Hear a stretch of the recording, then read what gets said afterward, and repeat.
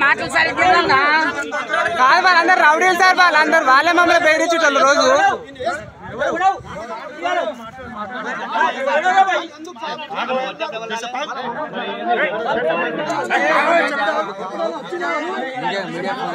చేసిన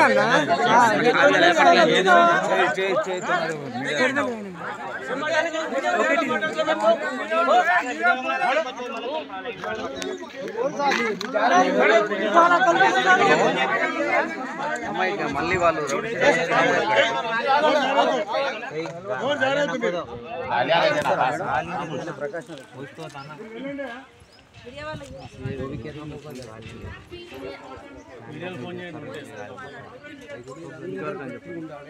మీడియా వాళ్ళకి ఫోన్ చేయండి